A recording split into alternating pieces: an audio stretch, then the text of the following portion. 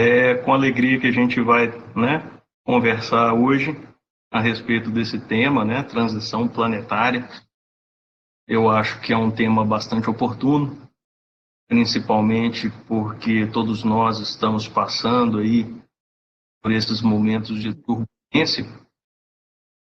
E é claro, né, as mudanças que toda turbulência vem trazer.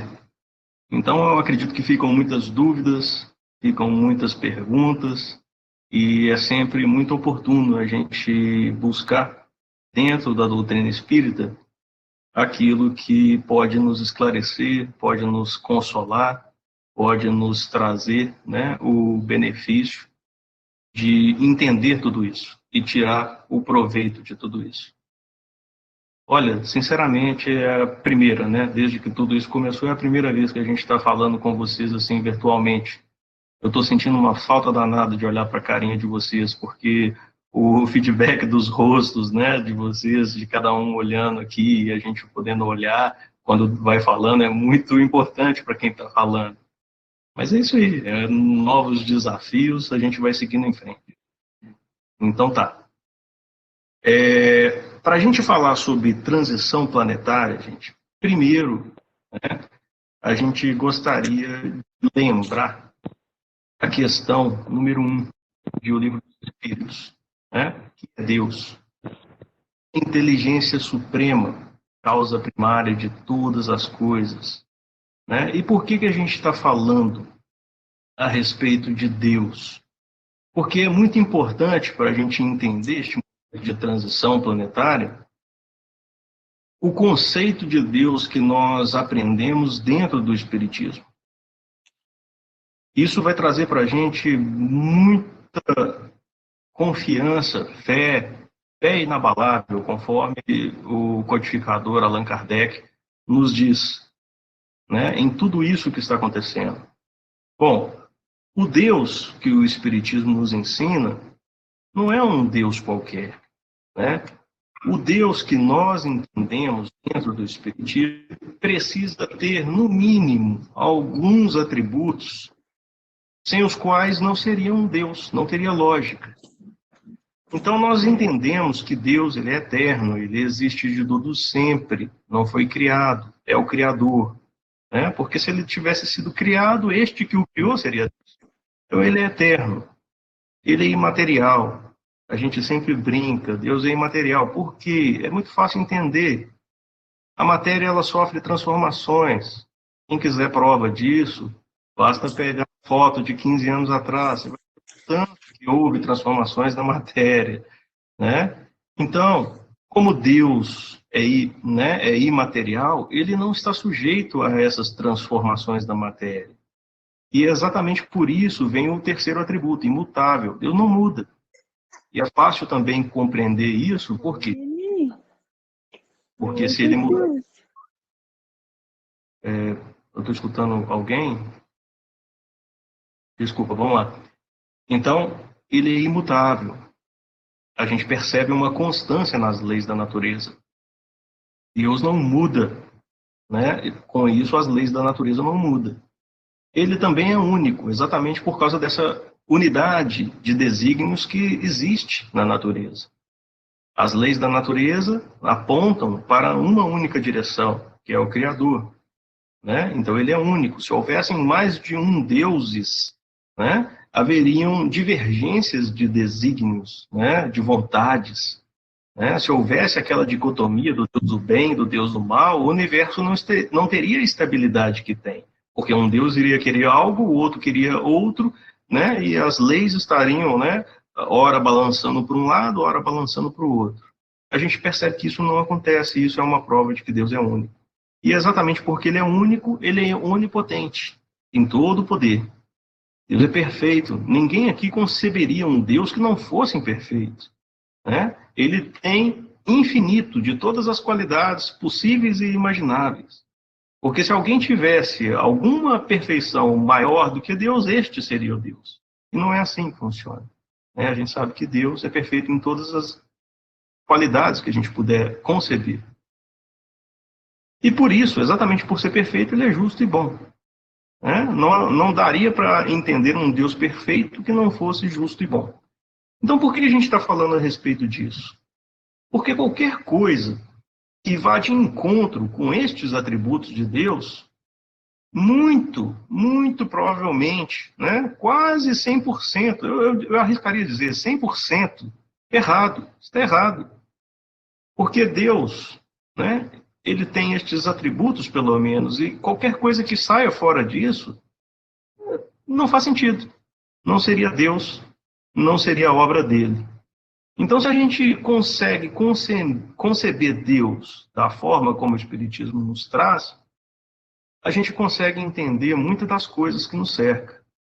Muito daqueles sentimentos que muitas vezes, né, nos invadem, né, de revolta, de questionamento, e tudo isso, né, pode ser dissipado quando a gente pensa nos atributos de Deus, para entender, né, que Deus está no comando, né? Ele é perfeito, ele é justo e bom, né? Ele nos ama profundamente. Então, a gente entendendo isso, a gente pode dar continuidade e falar a respeito do significado da palavra transição. Afinal, o tema é transição planetária. E é importante a gente entender o significado da palavra, né? Segundo os dicionários, transição é a ação, né, e o efeito de passar de um estado para o outro. Então, quando a gente tem uma transição, a gente está mudando de um estado para outro estado diferente. E isso acontece na natureza o tempo inteiro. A gente pode observar transições de toda ordem nos processos naturais. Então, na passagem do dia, por exemplo, nós percebemos transições. Nós saímos da madrugada, que vai chegando a manhã, e vai se sucedendo à tarde, que sucede à noite. São processos de transição. Assim como as estações, né, do ano, a primavera, que sucede o verão, sucede o outono e sucede o inverno, assim como fases da lua, que a gente percebe também muito claramente, lua crescente, lua cheia, lua minguante, lua nova. Nós percebemos na natureza esse processo de transição ocorrendo o tempo todo. E se a gente observar com um pouco mais de cuidado, a gente percebe que esses processos de transição, eles são sutis. A madrugada, ela não simplesmente acaba abruptamente e começa amanhã com aquele sol brilhante. Não, ocorre um processo gradual, onde a natureza não dá saltos e que a gente vai gradualmente passando da manhã, né, para a tarde, da tarde para a noite, da noite para a madrugada e assim por diante. O que eu gostaria de chamar a atenção aí é esse aspecto, de que esses processos de transição, eles não ocorrem abruptamente. Não é possível determinar onde exatamente começa um e termina o outro. Se vocês puderem, quem está acompanhando aí através das imagens, vai ver que os círculos, eles têm as áreas de interseção. Um círculo invade o outro ali, né, onde você não consegue perceber onde começa um. Existe uma área, né, de interseção, onde você não consegue determinar se é o começo de um e o início do outro. É uma interseção gradual, onde existem os dois. É exatamente esse o processo da transição. Então, eu espero que tenha ficado claro dessa forma, né? O mais importante de tudo isso é a gente observar que a natureza não dá salto. Que os processos de transição, eles ocorrem, né, gradualmente, ok? Se a gente olhar ainda mais atentamente para esses processos, a gente vai observar que nos processos de transição da natureza, não é somente uma coisa linear, né? Ou seja, além desse processo gradual e contínuo, ele se repete. Então, a gente observa que esses processos de transição, na verdade, são ciclos. Ciclos que se perpetuam na natureza e se repetem indefinidamente. E quando a gente fala, né, de ciclos que ocorrem na natureza, eles são regidos por leis naturais. Que leis poderiam ser essas? A gente vai falar daqui a pouco, porque existem as leis que coordenam os ciclos naturais. O mais importante é a gente entender que dentro de um ciclo a gente tem algumas partes. Existem a parte ascendente, né, do ciclo e a parte descendente do ciclo, ou seja, é uma parte que sobe e uma parte que desce. Todo ciclo pode ser dividido dessa forma. Então, nós temos a parte ascendente e, em seguida, nós temos a parte descendente, e o ciclo se recomeça. Como eu tinha falado, existem leis que coordenam, né, esses ciclos. Essas leis são leis divinas, e no Livro dos Espíritos a gente aprende, né? Kardec fala para a gente, e duas delas que trabalham em conjunto fazem com que esses ciclos aconteçam. A lei do progresso, ela tem a sua marcha constante e ascendente em todo o universo, tanto para o mundo material quanto para o mundo espiritual. Então, toda a parte ascendente de qualquer ciclo, nós podemos dizer que é a lei do progresso, impulsionando. Mas nós temos também a parte descendente do ciclo. A parte descendente do ciclo é a lei de destruição, em seu processo de renovação e transformação, que vai criando as bases para o próximo degrau evolutivo. Então, nós percebemos que essas duas leis, trabalhando em conjunto, vão formar os ciclos naturais. Qual que é a dificuldade que, às vezes, né, nos ocorre quando a gente está falando a respeito dessas duas leis? Quando a gente está falando de ciclo? A gente imagina que, se fossem realmente círculos fechados, a gente não teria o progresso de fato, porque tudo que subisse com a lei de evolução, a lei de destruição viria e acabaria com a evolução. Mas não é bem assim que acontece, né? Se a gente pegar a resposta, né, da pergunta 728 do Livro dos Espíritos, a pergunta é: a destruição é uma lei da natureza? E os Espíritos nos respondem: é necessário que tudo se destrua para renascer e se regenerar, porque isso a que chamais destruição não é mais do que transformação, cujo objetivo é a renovação e o melhoramento dos seres vivos. Então, por essa resposta, a gente consegue compreender que a lei de destruição, ela não é uma lei de aniquilação. Ela não é uma lei que destrói completamente tudo que foi feito. Ela é uma lei de transformação em sua essência. Ela vai vir desconstruir algumas coisas, mas ela não vai aniquilar todo o progresso realizado. Tá? Então é por isso que a gente fala que este processo ocorre em espiral. Porque quando a lei de evolução vem e sobe até um patamar, a lei de destruição, quando vem, ela não destrói até o ponto inicial. Ela desconstrói algumas coisas, mas começa um patamar acima. A lei de evolução vai começar novamente, e aí a lei de destruição vai vir e vai começar novamente em outro patamar. Então nós vamos tendo, conforme o desenho que vocês podem ver, uma resultante de progresso. Aquela espiral vermelha ali e a seta para cima indicando que a resultante é sempre o progresso, porque não ocorre a aniquilação completa, a destruição absoluta de tudo, e sim a transformação. Então, o resultado dessas duas leis trabalhando, a lei de progresso e a lei de destruição, no final é uma espiral evolutiva. E a gente observa essas espirais evolutivas o tempo todo na natureza. Se a gente for estudar a geologia, muitos livros ilustram o processo de evolução geológica da Terra como uma espiral, conforme a gente vê o desenho, né, do esquema geológico que a gente está exibindo aí na tela.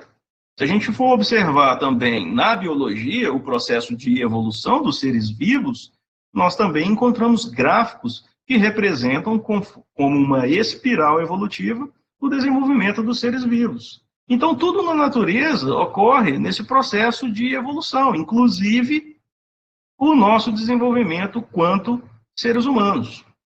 É a lei de progresso, né, e a lei de evolução atuando em conjunto.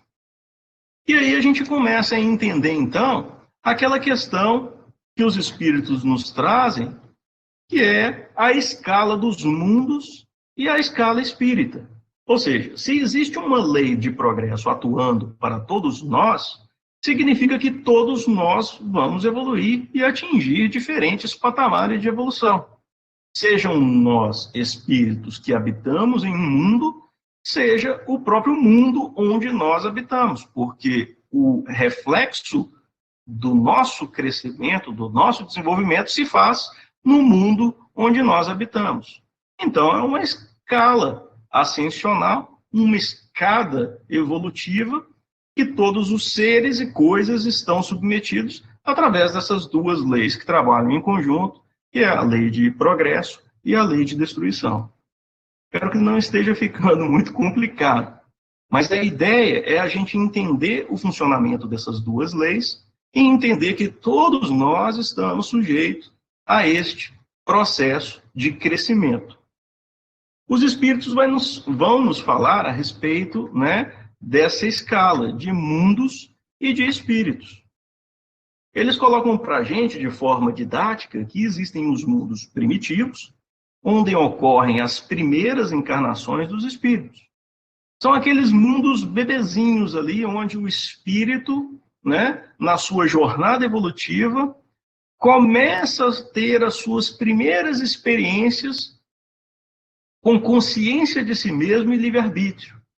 A Terra um dia já foi um mundo primitivo, quando lá os seres que a habitavam eram aqueles homens da caverna, recém, né, encarnados em corpos, em formas humanas, exercendo ali os primeiros passos do seu desenvolvimento, exercitando o seu livre-arbítrio, né, a sua consciência de si, coisa que o princípio espiritual ainda não tinha quando estava estagiando nos reinos mais inferiores da natureza.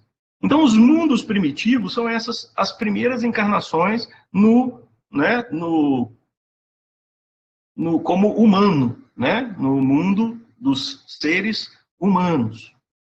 Bom, estes mundos evoluem, assim como os seres que os habitam, né? E qual é o próximo degrau de evolução? O próximo degrau de evolução é um mundo de provas e expiações. Neles, o espírito já tem um pouco mais de experiência, de conhecimento. Então, ali nós temos como habitantes algumas classes de espíritos ainda inferiores.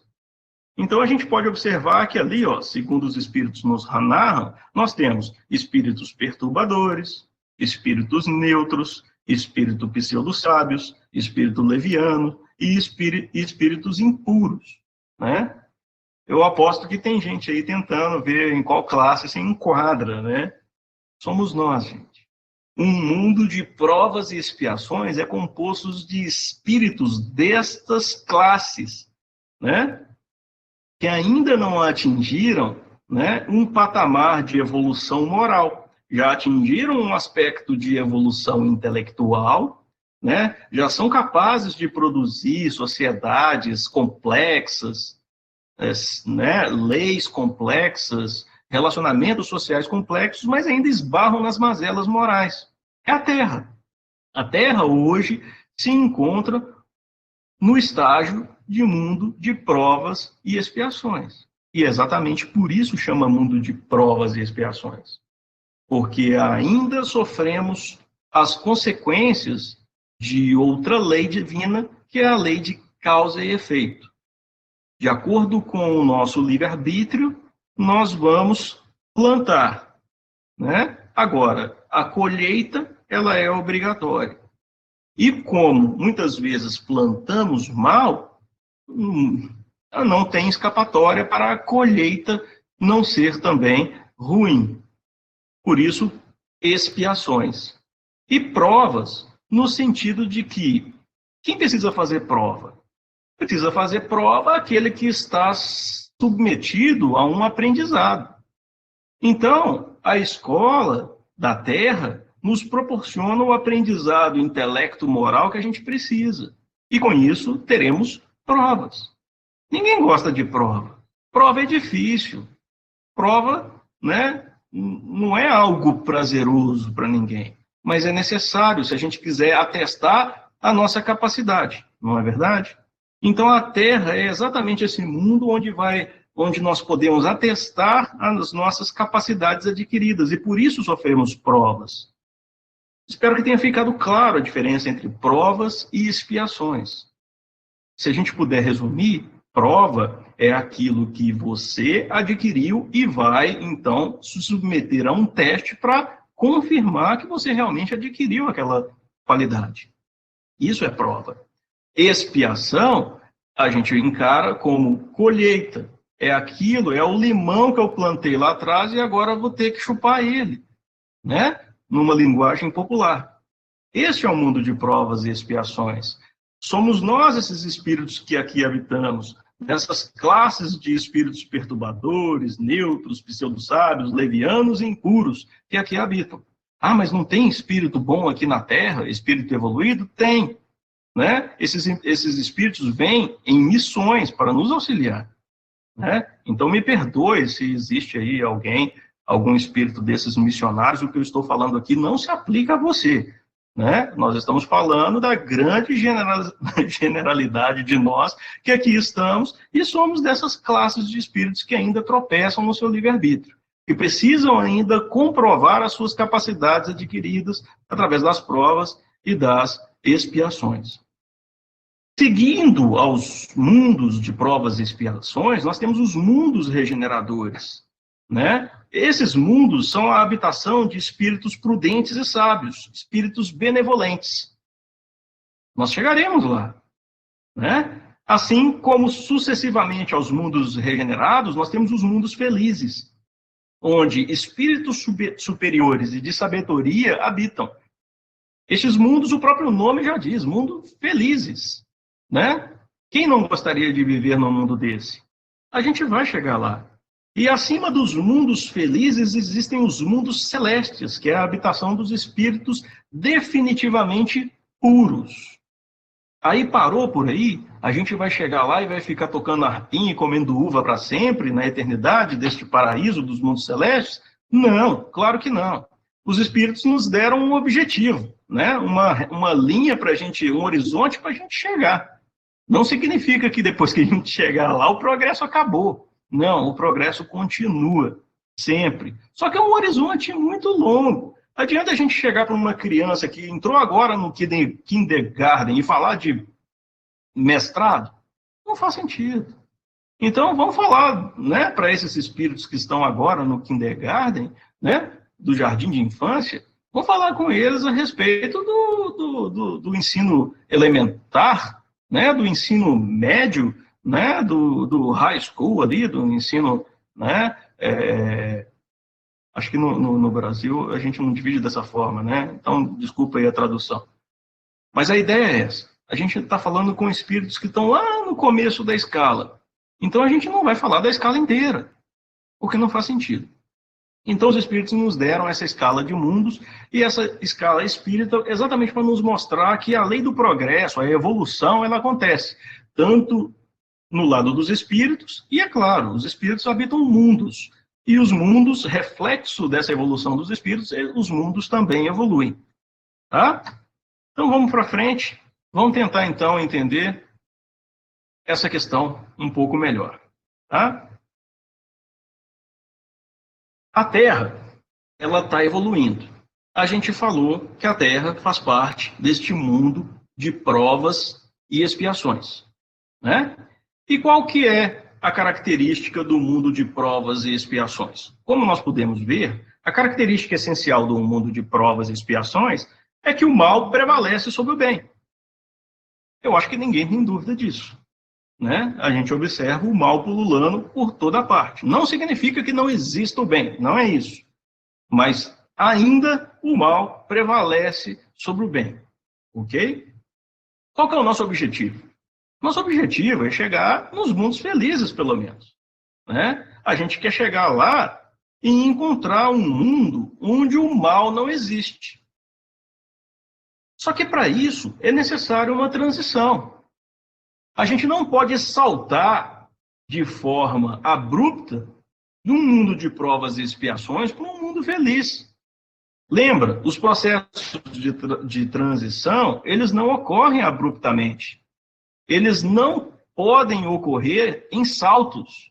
Existe um processo gradual. E qual que é esse processo gradual? É o mundo de regeneração. O mundo de regeneração é exatamente esse processo de transição entre um mundo de provas e expiações, onde o mal prevalece sobre o bem, para que a gente possa chegar num mundo feliz, onde o mal não existe. E o que é o mundo de regeneração? Quais são as características deste mundo de regeneração? Bom, é a transição, né, como nós falamos, entre provas e expiação e o mundo feliz. Nestes mundos, o homem ainda é de carne. Porque não imaginem vocês, né, nenhum de nós, que nos mundos felizes nós temos corpo físico. O simples fato de ter corpo físico já é um problema. Tem alguns palestrantes que até brincam, eu lembro do Haroldo Dutra Dias, muitas vezes brincando, falando, o simples fato de você ter intestino te lembra o grau de evolução que você está. Basta uma dor de barriga para você perceber, né? Então, nos mundos felizes, nós já não temos mais por que ter corpos físicos grosseiros como este que nós temos aqui na Terra, sujeitos a tantas vicissitudes e a tantos problemas. Mas no mundo de regeneração, que ainda é a transição, né, que é a transição entre o mundo de provas e expiações e os mundos felizes, o homem ainda é de carne. Ele ainda está sujeito a provas, olha só. A gente ainda precisa comprovar a nossa capacidade, né, daquilo, das qualidades que nós adquirimos. Mas já é um grande alívio nós não termos as expiações, a dor das expiações. É a aurora da felicidade que chega, né? Já é um grande alívio não carregar as expiações e termos somente que enfrentar a nós mesmos, provando as qualidades que nós precisamos adquirir, né? Então, olha a diferença. No mundo de regeneração, nós já temos um gostinho dessa felicidade, que está nos destinada nos mundos felizes e nos outros do porvir. Então, é um grande alívio. É um grande alívio para quem passa para um mundo de regeneração chegar lá, porque a gente chega lá todo estrupiado das provas e expiações terrenas. E é o momento, então, de se refazer. É um momento, então, de a gente respirar. É o doente em convalescença, que está saindo ali daquela problemática que ele teve. Ainda não está completamente recuperado, porque ele só vai estar recuperado quando ele chegar nos mundos felizes, mas ele já consegue ter aquele alívio da recuperação. Tá? Esse é o mundo de regeneração. E é dessa transição que a gente está falando. É dessa transição do mundo de provas e expiações, né, para o mundo de regeneração, com o objetivo de chegar no mundo feliz. É essa transição que nós estamos falando. E é exatamente nela em que nos encontramos. Tá? Vamos passar para frente, então. Por quê? Quando a gente fala sobre transição planetária, vem aquele monte de dúvida. É natural, é normal. Dá muita dúvida mesmo. Bom, uma das dúvidas que ocorrem de forma mais frequente. Tem extraterrestre envolvido nessa história? Muita gente deve ter se perguntado isso ou escutado algo a respeito. A resposta é muito simples. Depende. Depende. Mas aí todo mundo fica assim. Se eu pudesse ver a carinha de vocês, estariam todos assim. Hã? Depende de quê? Depende. Depende. Se você está falando de extraterrestre, se referindo àqueles bichos horrorosos que a gente vê em filme, Alien, Predador, ET, ou então bichinho verde, marciano, ou qualquer coisa que o valha, não. Não tem nada disso. Tá? Não é desse tipo de extraterrestre que nós falamos. Tá? Isso aí é do imaginário popular. Ok? Quando nós nos referimos à questão de outros espíritos vindo de outros orbes para nos auxiliar nesse processo de transição, ninguém está falando de homenzinho verde. Ok? Nós estamos falando de quê? Nós estamos falando de espíritos mais experientes e mais evoluídos que a gente. Isso sim, tá? A gente deve lembrar, no livro Céu e Inferno, capítulo 8, né, no capítulo que fala sobre os anjos, tem uma frase que nos ajuda a entender isso muito bem. A humanidade, ela não está limitada à Terra. Ela ocupa os inúmeros mundos que circulam no espaço. Ocupou aqueles que desapareceram e ocupará os que se formarão. Deus criou, né, e cria incessantemente. Então é uma grande ingenuidade nossa achar que neste universo infinito, povoado aí por tantos orbes, galáxias, né, planetas circulando, né, sistemas solares, achar que só a Terra é habitada. Claro que não.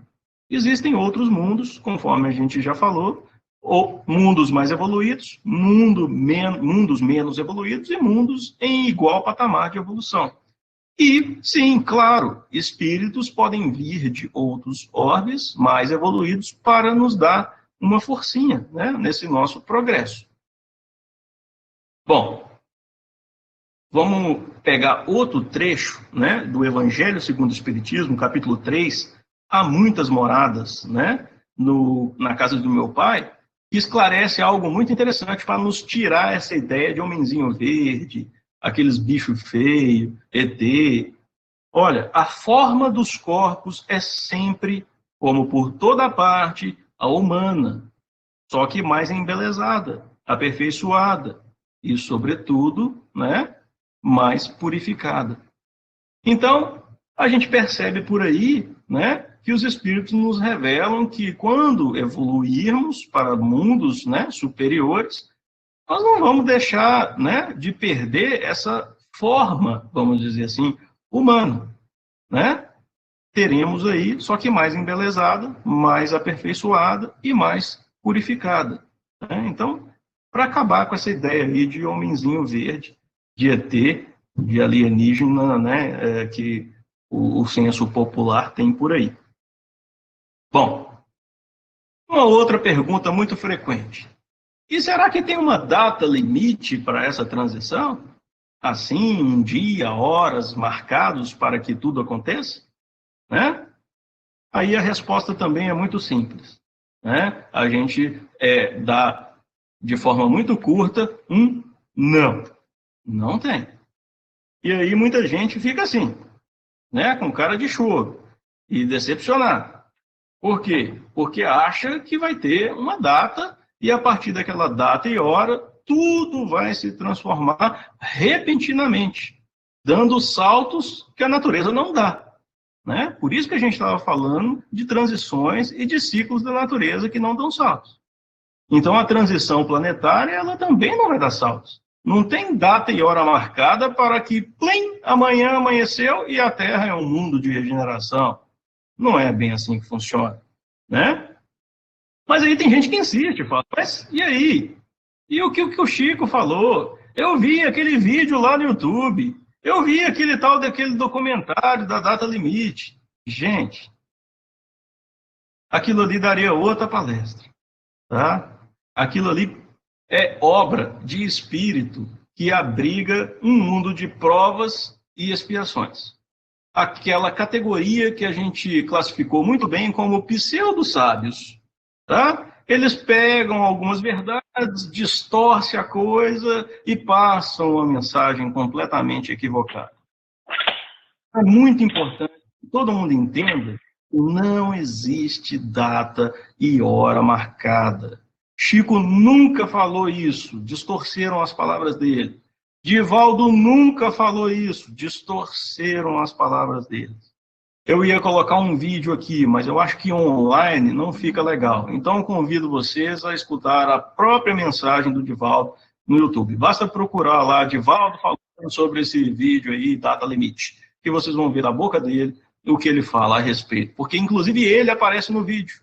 Mas, para aqueles que assistiram esse vídeo de forma mais atenta, percebe que ele estava falando de outra coisa. Só que na edição, colocaram como se ele estivesse falando de alienígena, etc., daquele senso popular que a gente acabou de falar que não é correto. Né? Então, existe um processo muito equivocado nisso aí. Espero que esteja claro para vocês que não é assim que ocorre, porque as leis da natureza não dão saltos. Ok? Bom, para confirmar tudo isso, basta a gente pegar o Evangelho. Lá em Mateus, no capítulo 24, versículos 36 a 39, nós temos aqui claramente: ao dia e a hora, ninguém sabe, nem os anjos dos céus, nem o Filho, senão somente o Pai. Então, sem essa de querer, de espírito, né, chegar aqui e falar que a partir de tal data, de tal hora, ocorreu ou chegou o mundo de regeneração, né, porque não é assim que funciona. A gente pode pegar também no livro dos médiuns, no capítulo 24, né, na parte de identidade dos espíritos, falando lá exatamente, né, no item 8, sobre os espíritos levianos. Né? São ainda reconhecidos pela facilidade com que predizem o futuro e se referem com precisão a fatos materiais que não podemos conhecer. Os espíritos bons podem fazer-nos pressentir as coisas futuras, quando esse conhecimento for útil, mas jamais precisam as datas. Todo anúncio de acontecimento a uma data, uma época certa, é indício, né, de mistificação. Então, eu espero que tenha ficado muito claro aí, quando a gente fala, né, e às vezes combate de forma até veemente, essas mensagens que às vezes circulam por aí, falando de datas específicas, acontecimentos específicos. Eu acho que tem alguém aí que esqueceu de colocar no mudo, tem um ruído aí. Se puder colocar no mudo, por favor. Está com o telefone. Bom, continuando então, espero que tenha ficado claro que data certa, hora marcada, isso é coisa de espírito leviano. O espírito superior não faz isso, tá? Então, toda vez que a gente receber aquelas mensagens, muitas vezes nos grupos, falando de data, de acontecimento, de que a partir de agora, a partir de hoje, a partir de amanhã, não é por aí, ok? Tá aí a codificação, né? Claramente nos dizendo que não é assim que funciona. Bom, outras perguntas. Uma que ocorre muito. Mas podem acontecer catástrofes e desencarnações em massa nesses momentos de transição? Acho que essa é uma pergunta que atormenta muita gente. Porque fala-se de transição planetária, todo mundo imagina o quê? Catástrofe, morte coletiva, né? Desencarnações em massa. E aí, podem acontecer? A resposta é sim, podem acontecer. Mas antes que todo mundo fique aí chocado, arrancando os cabelos, né? Vamos tentar entender melhor isso, tá? Vamos com calma. Bom, se a gente pegar no Livro dos Espíritos a pergunta de número 737, com que fim Deus castiga a humanidade com flagelos destruidores? Os espíritos nos respondem de forma muito interessante. Bom, para fazê-la avançar mais depressa. Não dissemos que a destruição é necessária para a regeneração moral dos espíritos, que adquirem em cada nova existência um novo grau de perfeição? É necessário ver o fim para que apreciais os resultados. Só julgais as coisas do vosso ponto de vista pessoal, e as chamais de flagelo por causa dos prejuízos que vos causam. Mas Esses transtornos são frequentemente necessários para fazer com que as coisas cheguem mais prontamente a uma ordem melhor, realizando-se em alguns anos o que necessitaria de muitos séculos. Olha, essa resposta é aquela de espírito superior que nos esclarece e ainda aproveita para dar um puxão de orelha. Porque a pergunta foi feita, né, já direcionando uma certa intencionalidade, né? Com que fim Deus castiga a humanidade? Como se Deus castigasse. Lembra que a gente olhou a respeito, né? Logo no início a gente quis deixar bem claro quais são os atributos de Deus. Deus é perfeito, Deus é justo e bom. Deus perfeito, justo e bom poderia castigar a humanidade? Que história é essa? Para quê? Que Deus maníaco é esse que pega os seus filhos e castiga por qualquer motivo que seja? Será que ele tem prazer em ver os seus próprios filhos sofrerem? Não é bem por aí, né, gente? A gente que é pai e tem filho, puxa vida, a gente é capaz de ver os nossos filhos sofrer e ficar ali achando bom isso? Claro que não. A gente imperfeito do jeito que é, igual Jesus nos falou, vocês, imperfeito como são, sabem dar boas coisas aos seus filhos, imaginem Deus. Então essa pergunta, ela já tem, vamos dizer assim, uma intencionalidade ali, da nossa fragilidade humana, né? Que acredita que Deus nos castiga. E os espíritos nos apontam muito bem a questão, falando, olha, vocês estão olhando do ponto de vista seu, porque te causa prejuízo, e por isso você encara como castigo. Mas a lei de destruição, ela é necessária. Ela vem para causar transformações. E transformações que vão impulsionar o progresso de forma a acelerar este processo. Interessante quando a gente encara de um ponto de vista mais alto.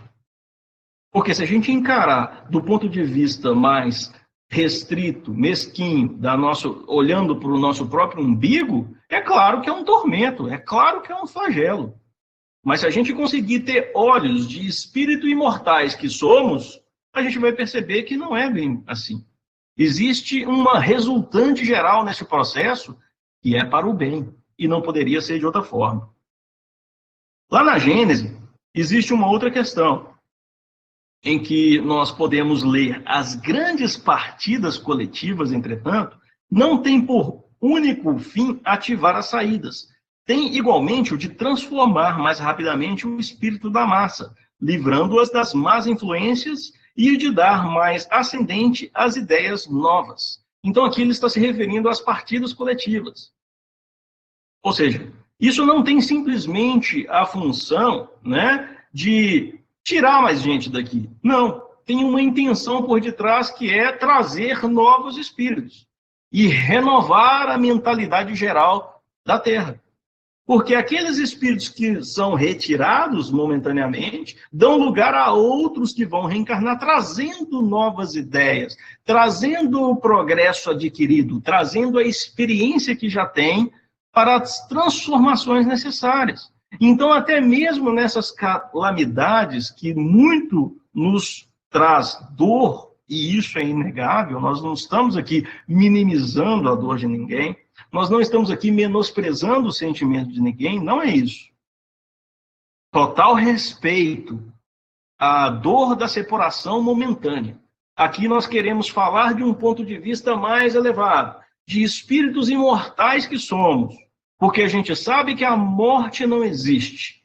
A gente sabe que essa separação é temporária e que nós vamos nos encontrar novamente. Então não há motivo para desesperos. Olhando desse ponto de vista, a gente percebe que é um processo de renovação da mentalidade dos habitantes daquele orbe. Então, até mesmo aí, a gente consegue perceber a lei do progresso, a bondade de Deus, cuidando do nosso processo de crescimento. Espero que tenha ficado claro. Bom, a questão é, e essa pandemia? Ela faz parte desse processo de transição? Muitos podem estar se perguntando. Não é verdade? Tudo isso que está acontecendo, tirando tudo fora do lugar, fazendo com que muitas coisas sejam repensadas. trazendo tanto tormento para todo mundo, tanto inconveniente. Veja aí, a gente tendo que se virar, né, em palestras virtuais. Então, tudo isso causa muito transtorno? Sim. E faz parte desse processo de transição? Sim.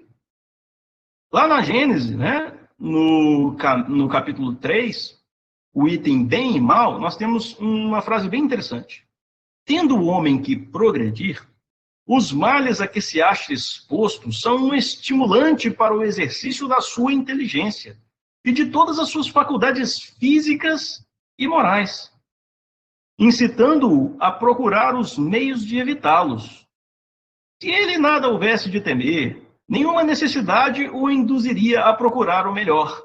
O espírito se lhe entorpeceria na inatividade, nada inventaria, nem descobriria. A dor, ela é o aguilhão que o impele para a frente na senda do progresso. Então é exatamente nesses momentos tumultuosos que a gente observa este processo da dor, sendo esse aguilhão, né? Aguilhão é um espeto, né? É uma coisa pontuda que espeta, né? E dá aquela espetada na gente, e a gente tem que dar aquele pulinho para frente para poder caminhar. Então é exatamente isso que ocorre no momento. Porque se não houvessem esses estímulos, estaríamos muito bem e confortáveis onde estamos, e para que mudar?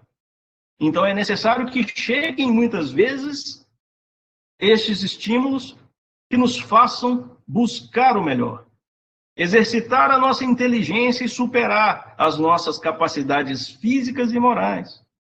É esse o objetivo, e não castigo. É mais ou menos assim, gente. Ó, nós, humanidades, para quem está podendo ver aí o desenho, somos esse elefantinho bonitinho aí, caminhando despreocupadamente pela savana, né, feliz da vida. Sem pressa alguma, parando, né, olhando a paisagem.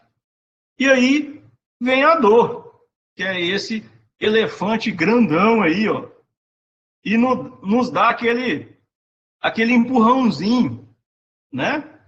Dá aquele empurrãozinho para a gente chegar, né, para frente, andar, dar um passo adiante, né? E com essa pandemia não é diferente. Ela chega para a gente talvez como mais um desses elefantes grandalhões, né? A dor. E é claro, quem é empurrado para frente, a princípio normalmente não gosta desse empurrão, né? A gente fica bravo, a gente fica revoltado, a gente fica triste. Mas quando a gente abre mão, né, desses sentimentos, a gente observa que alguma coisa de boa a gente pode tirar disso. A gente saiu do lugar, a gente caminhou para frente, a gente saiu da estagnação, a gente movimentou, né? Então, essa pandemia, nós temos aprendido muito com ela. Nós temos descobrido e redescobrido muitas outras coisas.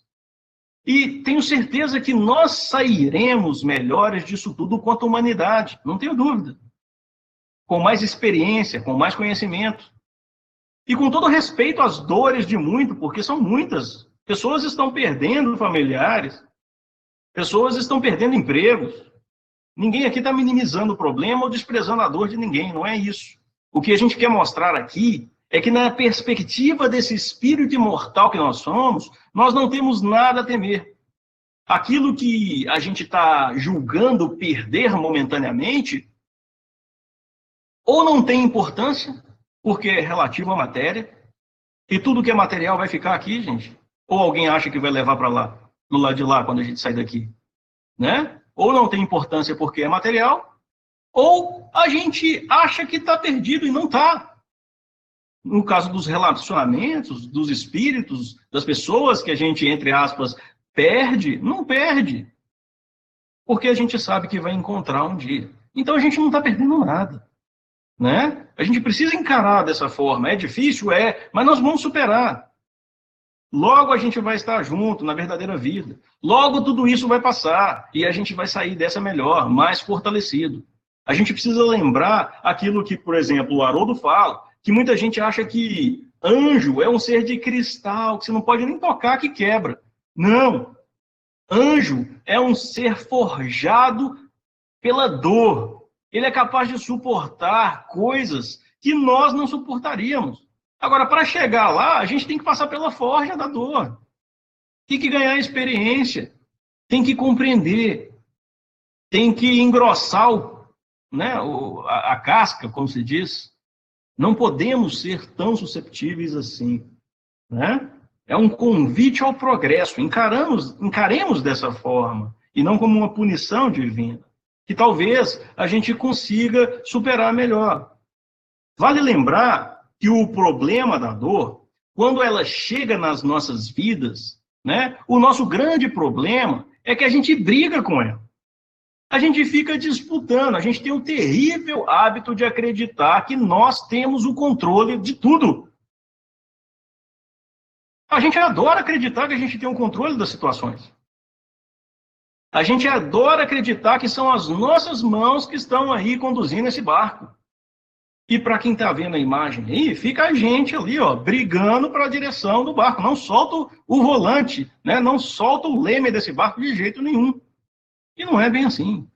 A gente tem que perceber que, enquanto a gente insiste em controlar tudo, nós, às vezes, estamos gastando uma energia preciosa que a gente poderia estar utilizando em outros aspectos da nossa vida. Porque o controle da vida está na mão de Deus. Ou alguém tem dúvida disso? Você acha que você vai pilotar a vida melhor do que Deus? Será que eu vou pilotar a minha vida melhor do que Deus conduziria? É muita pretensão da nossa parte. Enquanto a gente está com essa mão no leme aí, enquanto a gente está com a mão querendo pilotar, dirigir o processo da vida, imagina, eu, imperfeito, não sei tudo, cheio de defeito. Qual que é a possibilidade da coisa dar errado? Enorme. Qual a possibilidade desse barco naufragar? Enorme. Agora, quando eu deixo as mãos de quem é perfeito pilotar, dirigir esse leme, levar esse barco, pode ter certeza que a gente vai chegar no porto seguro, porque ele não erra. As mãos dele vai nos conduzir para o local seguro. Alguém tem dúvida disso? Então a gente precisa entender qual que é a hora que a gente precisa deixar Deus conduzir a vida.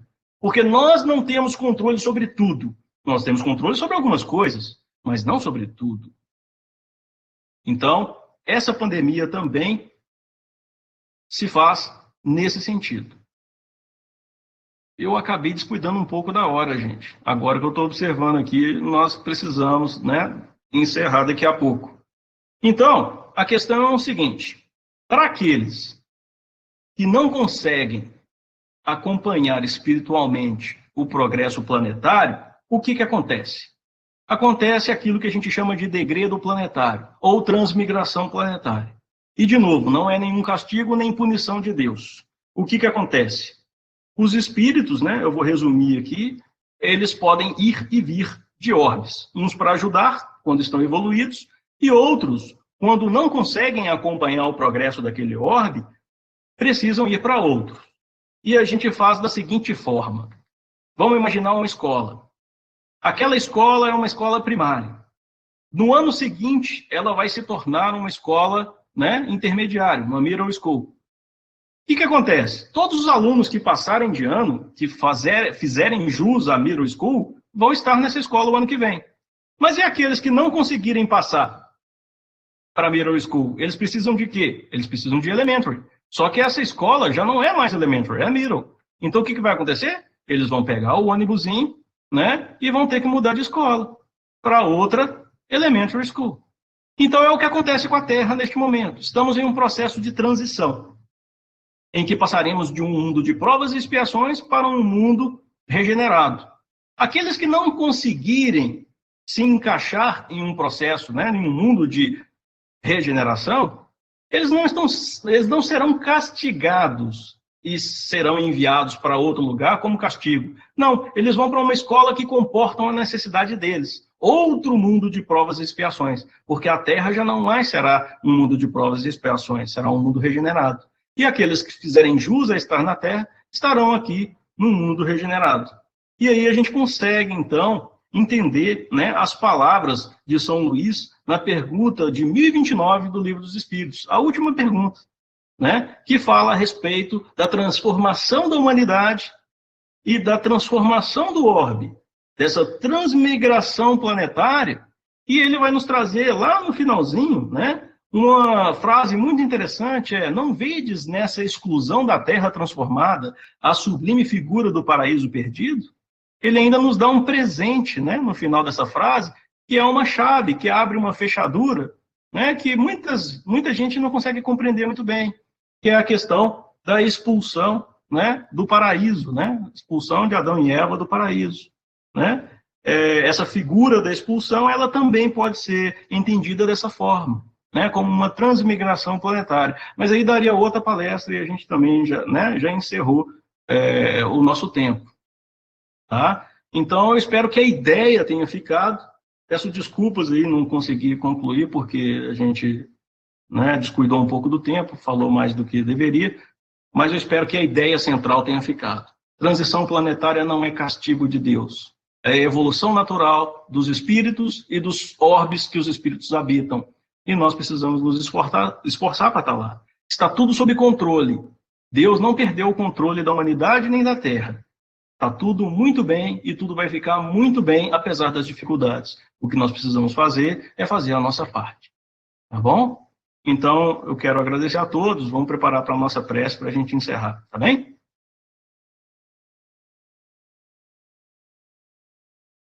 Então, agradecendo a Deus, nosso Pai, nosso Mestre Jesus, aos irmãos da espiritualidade.